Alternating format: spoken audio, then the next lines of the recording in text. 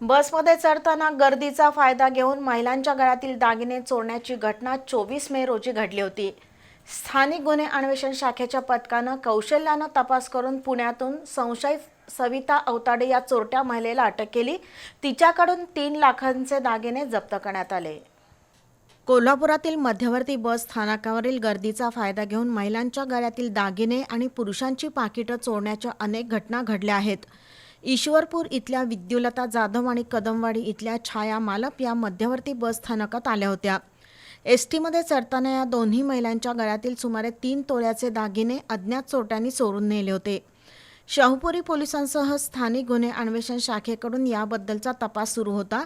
हा गुन्हा रेकॉर्डवरील चोरटी महिला सविता अवताडेनं केल्याची माहिती पोलीस अंमलदार शुभम संगपाळ, अमित सरजे, विशाल चौगुले यांना मिळाली। त्या अनुषंगानं पोलीस निरीक्षक सुशांत चव्हाण यांनी एक पथक तपासासाठी पुण्याला पाठवलं। 30 मे रोजी पुण्यातील सिंहगड येथून अवघडेला ताब्यात घेतलं। तिने 24 मे रोजी कोल्हापुरात केलेल्या चोरीची कबुली दिली। तिच्याकडून 3 लाख रुपये किमतीचे सोन्याचे दागिने जप्त करण्यात आले। ही कारवाई पोलीस उपनिरीक्षक अनिल जाधव, पोलीस अंमलदार युवराज पाटील, अमित सरजे, शुभम संगपाळ, विशाल चौगुले, विलास किरोळकर, सचिन पाटील, लखन पाटील, संजय पडवळ, संजय हुंबे, राजू कोरे, रोहित मर्दाने, महिला सहाय्यक फौजदार सायली कुलकर्णी यांनी केली।